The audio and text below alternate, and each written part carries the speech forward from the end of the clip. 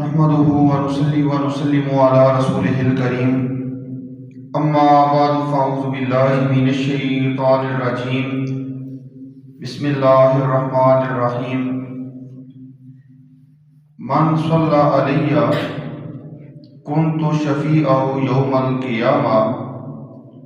ان اللہ وملائکتہ یصلون علی النبی یا ایھا الذین آمنوا صلوا علیہ وسلموا تسلیما اللہم صل علی سیدنا و مولانا محمد وعلی آل سیدنا و مولانا محمد بارک وسلم وسلم علیہ۔ درود پاک کی فضیلت سے متعلق ایک حدیث پاک سماعت فرمائیں۔ امام الانبیاء سرور کائنات صلی اللہ علیہ وآلہ وسلم کا ارشاد پاک ہے، من صلی علی کنت شفیعہ یوم القیامہ، جس نے مجھ پر ایک مرتبہ درود پاک پڑھا میں قیامت کے دن اس کی شفاعت کرنے والا ہوگا۔ نبی کریم صلی اللہ علیہ وسلم کی امتیوں کے لیے یہ نوید ہے، خوشخبری سنائی جا رہی ہے کہ جو نبی کریم صلی اللہ علیہ وسلم پر درود پاک کا نذرانہ پیش کرتا ہے،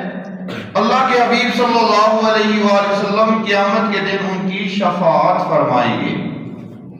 اس لیے نوجوانوں کو بھی اور بزرگوں کو، مردوں اور عورتوں کو،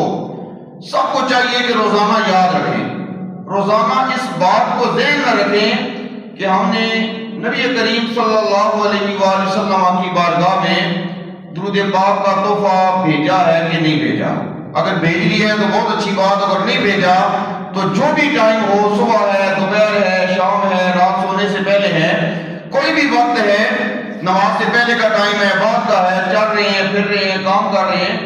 تو اپنی زبان سے بارگاہ رسالت میں آپ میں درود پاک کا نذرانہ پیش کر لینا ہے، محبت کے ساتھ درود پاک پڑھنا ہے۔ الصلاۃ والسلام علیک یا سیدی یا رسول اللہ وعلی آلک اصحابک یا سیدی یا حبیب اللہ۔ مختصر وقت میں یہ بیان ہوتا ہے، تھوڑا سا ٹائم، چند ایک منٹ جس کے اندر کسی ایک موضوع پر گفتگو ہوتی ہے، تو آج ایصال ثواب کے حوالے سے تھوڑے سے ٹائم کے اندر ایک بات ذکر کی جائے گی، قرآن پاک کے حوالے سے اور حدیث شریف کے حوالے سے، اور آخر میں ایک وظیفہ بتایا جائے گا جس سے ہمارے ذہن میں اس طرح کے سوالات بھی آتے ہیں کہ جو بندے اس دنیا سے چلے گئے ہیں تو کیا انہیں بھی ہم اپنی خواب کے اندر دیکھ سکتے ہیں؟ کوئی ایسا وظیفہ ہے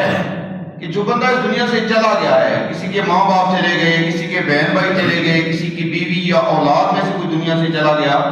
یا اور بھی عزیز و اقارب اس دنیا سے چلے جاتے ہیں، تو کوئی بندہ چاہتا ہے کہ میں انہیں خواب کے اندر دیکھوں اور ان کا جو حقیقی حال ہے قبر کے اندر، وہ نعمتوں کے اندر ہیں یا کسی تکلیف کے اندر ہیں، تو ایک وظیفہ ایسا موجود ہے جسے ایک بندے کو دیکھا جا سکتا ہے۔ تو آج کا جو عنوان ہے وہ ہے ایصال ثواب، ثواب پہنچانا۔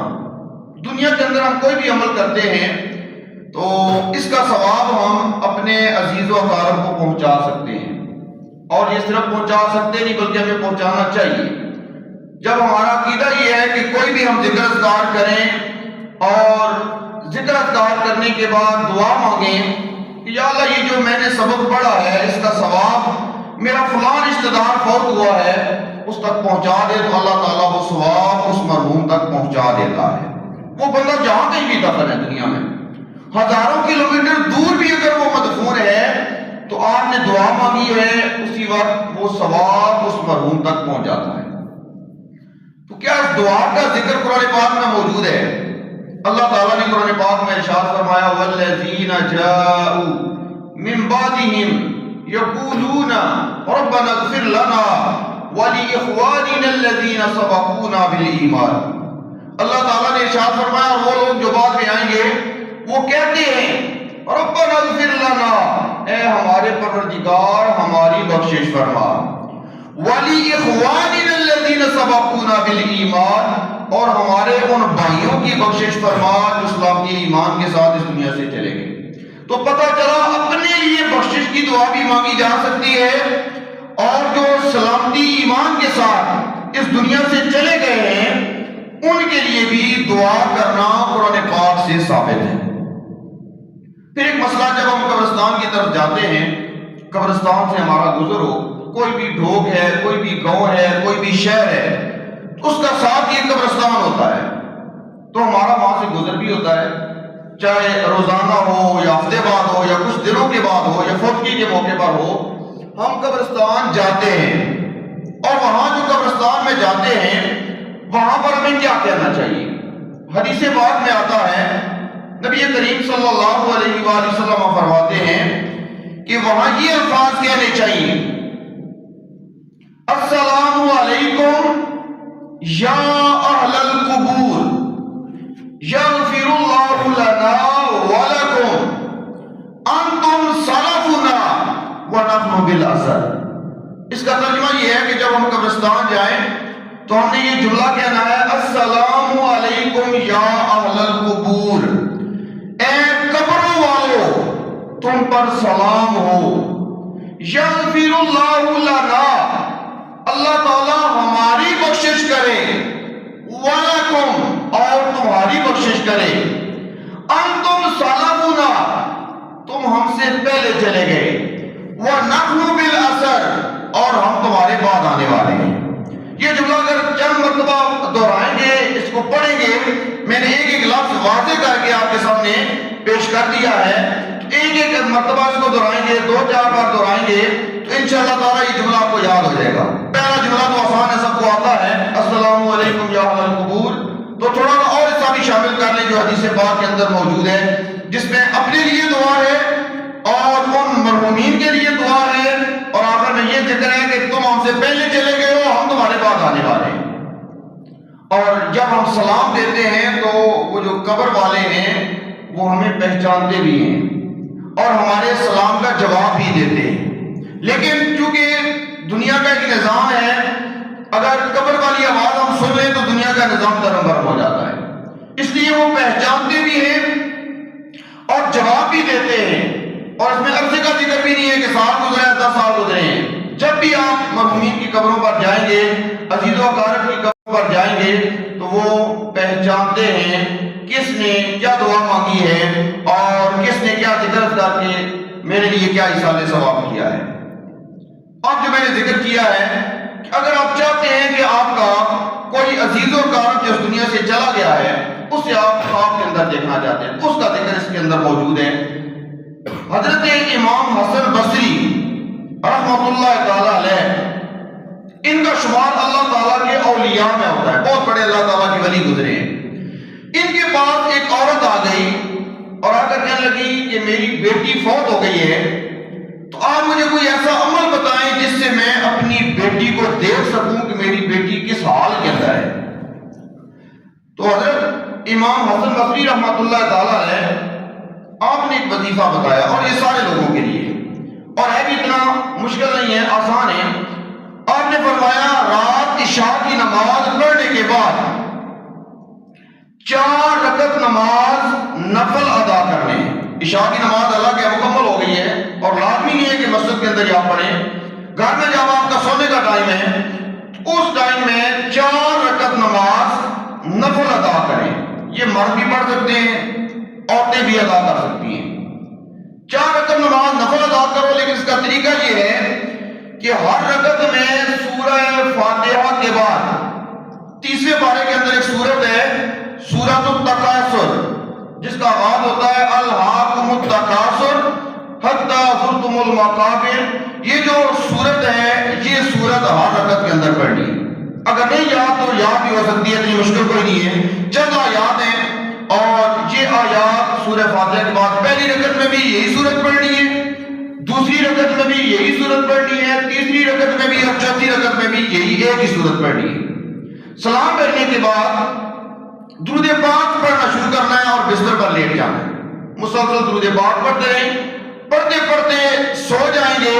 تو جس بندے کے بارے میں آپ نے خیال کیا ہوگا کہ میں فلاں کو دیکھنا چاہتا ہوں، مثال کے طور پر کسی کا والد فوت ہوا ہے، کسی کے دادا جان فوت ہوئے ہیں، کسی کی بیوی فوت ہوئی ہے، کسی کا بیٹا فوت ہوا ہے، اب وہ چاہتا ہے کہ میں اس کو دیکھنا چاہتا ہوں، تو خاص اس کا ذہن میں تصور کر لے یا الفاظ کے ساتھ رب کی بارگاہ میں دعا کر یا اللہ میں اس کو دیکھنا چاہتا ہوں۔ تو درود پاک پڑھتے ہوئے سو جائیں تو انشاءاللہ تعالی خواب کے اندر میت پر جو اصل حالت ہے اگر صحیح ہے، جنت کا دروازہ کھولا ہوا ہے، کھڑکیاں کھلی ہیں، تو وہ منظر دکھایا جائے گا، اور اگر خدا نخواستہ کوئی پریشانی والا معاملہ ہے یا عذاب والا معاملہ ہے تو وہ بھی دکھا دیا جائے گا۔ تو حضرت امام حسن بصری کی بات سن کر وہ عورت چلی جاتی ہے، یہی وظیفہ کیا، 4 رکعت نماز نفل ادا کیے، ہر رکعت میں سورہ فاتحہ کے بعد سورہ حاقم التکاثر یہ سورت پڑھی، تو خواب کے اندر کیا دکھایا جاتا ہے کہ اس کی بیٹی عذاب کے اندر گرفتار ہے، ہاتھوں میں ہتھکڑیاں لگی ہوئی ہیں اور وہ بھی آگ کی، اور پاؤں میں بیڑیاں ہیں وہ بھی آگ کی، اور عذاب قبر ہو رہا ہے۔ یہ واپس آ کر صبح جلدی حضرت امام حسن بصری کی بارگاہ میں وہ عورت کہتی ہے یہ تو بڑا مسئلہ خراب ہے، میری بیٹی کو تو عذاب ہو رہا ہے۔ تو حضرت امام حسن بصری نے پیغام دیا کہ اگر اسے عذاب ہو رہا ہے تو اس کی طرف سے صدقہ و خیرات کرو۔ تو یہ بھی مسئلہ یاد رکھنے والا ہے، اگر آپ کو خواب میں کوئی ایسا پریشان کون کوئی منظر دکھایا جائے تو میت کا نام لے کر اس کی طرف سے صدقہ و خیرات کر لیا جائے، اس کی طرف سے کوئی دعا کا اہتمام کر لیا جائے۔ ضروری نہیں ہے ہزاروں روپے خرچ کریں، 10 20 50 100 روپے کی بھی چیز اگر 1 2 بچوں کو بھی دے دیں یہ بھی کافی ہے، اگر گنجائش نہیں ہے تو تھوڑا زیادہ گنجائش ہے تو زیادہ، اور غرباء مساکین کے اندر بھی آپ کچھ کھلا پلا سکتے ہیں۔ تو وہ عورت جب عرض کرتی ہے کہ اس طرح میں نے تو بیٹی کو عذاب میں دیکھا ہے، تو حضرت امام حسن بصری نے فرمایا اس کے لیے کوئی صدقہ و خیرات کرو، اللہ تعالیٰ اس کو معاف فرما دے گا۔ کچھ دن گزرتے ہیں، حضرت امام حسن بصری کو خواب کے اندر وہی عورت دکھائی جاتی ہے، جنت کے اندر باغات کے اندر ایک بڑا ہی اعلیٰ قسم کا تخت ہے، اس تخت کے اوپر اچھے لباس کے اندر ایک عورت موجود ہے اور اس نے ایک اعلیٰ قسم کا تاج پہنا ہوا ہے۔ وہ لڑکی حضرت امام حسن بصری جو اللہ تعالیٰ کی ولی ہیں انہیں مخاطب کر کے کہتی ہے کہ آپ نے مجھے نہیں پہچانا؟ حضرت امام حسن بصری فرماتے ہیں کہ میں تجھے نہیں جانتا، میں تو تجھے نہیں جانتا اور تجھے نہیں پہچان رہا، تو کون ہے؟ تو وہ کہتی ہے میں وہی ہوں کہ جس کی والدہ آپ کے پاس آئی تھی اور مجھے دیکھنے کی خواہش کا اظہار کیا تھا اور پھر مجھے عذاب میں دیکھا تھا اور آپ نے وظیفہ بتایا تھا، صدقہ و خیرات کے حوالے سے بتایا تھا۔ حضرت امام حسن بصری اس کا یہ منظر دیکھ کر کہ یہ باغات بھی ہیں، پھر تخت بھی ہے اور پھر تاج بھی ہے سر پہ،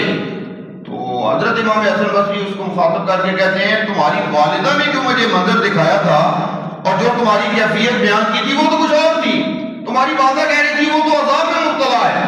ہتھکڑیاں لگی ہیں، بیڑیاں پڑی ہیں، عذاب ہو رہا ہے، لیکن یہاں تو جنت کے اندر ہے، تو تخت پہ بیٹھی ہے، تیرے سر پہ تو تاج ہے، یہ تو منظر اس کے برعکس ہے، اس کی کیا وجہ ہے؟ تو وہ آگے سے عرض کرتی ہیں واقعی ایسا تھا اور میں اکیلی عذاب میں مبتلا نہیں تھی، بدقسمتی سے اس پورے قبرستان میں 70,000 لوگ تھے جن پر عذاب ہو رہا تھا۔ یہ پہلا ذرا منظر دیکھیں کہ پورا بڑا قبرستان ہے تو 70,000 لوگوں پر اللہ تعالیٰ کا عذاب ہو رہا ہے۔ اب اس کا دوسرا پس منظر دیکھیں اور دوسری طرف دیکھیں اللہ تعالیٰ کی رحمت کتنی وسیع ہے۔ وہ لڑکی کہتی ہے کہ اس قبرستان کے پاس سے ایک بندہ گزرا جو رسول اللہ صلی اللہ علیہ وآلہ وسلم کے ساتھ عشق رکھنے والا تھا، محبت رکھنے والا تھا، اس نے محبت کے ساتھ نبی کریم صلی اللہ علیہ وآلہ وسلم پر ایک مرتبہ درود پاک اور دعا مانگی، اس کا ثواب میں ان سب کو پہنچاتا ہوں۔ تو وہ لڑکی کہتی ہے اس عاشق رسول کا دعا کرنا تھا اور وہ ایک مرتبہ درود پاک پڑھ کر ہمارے لیے ایصال ثواب کرنا تھا۔ اللہ تبارک و تعالیٰ نے 70,000 مردوں سے عذاب قبر کو دور فرما دیا ہے، ان میں بھی ایک ہوں۔ اس کے دعا مانگنے کی وجہ سے اللہ تعالیٰ نے میری قبر سے بھی عذاب کو دور فرما دیا ہے۔ اس سے یہ ذہن میں رکھنا چاہیے جب بھی ہم قبرستان سے گزر رہے ہوں، راستے سے گزر رہے ہوں، تو لازمی نہیں کہ آپ گاڑی روکیں، موٹر سائیکل روکیں، اپنی سائیکل روکیں، آپ چلتے ہوئے بھی دعا مانگ سکتے ہیں۔ اگر روک کے دعا مانگ سکتے ہیں تو بہت اچھی بات ہے، اگر نہیں ٹائم قبر کے پاس نہیں جا سکتے، قبرستان کے اندر قبر کے پاس نہیں جا سکتے یا ساری قبروں کے پاس بار بار نہیں جا سکتے تو ایک ہی جگہ کھڑے ہو کر سب کے لیے بھی دعا کی جا سکتی ہے۔ گاڑی موٹر سائیکل کے اوپر چلتے ہوئے بھی پر دعا کی جا سکتی ہے، تو درود پاک پڑھ کے بھی دعا کریں تو اللہ تعالیٰ بخشش کا ساما کر دیتا ہے۔ قرآن پاک کی کوئی صورتیں یاد ہے، سورہ فاتحہ، سورہ اخلاص، یا کوئی اور ذکر اذکار یاد ہے، وہ ذکر اذکار کر کے آپ ایصال ثواب کریں گے، تب بھی مرحومین کو قبروں کے اندر فائدہ ہوگا۔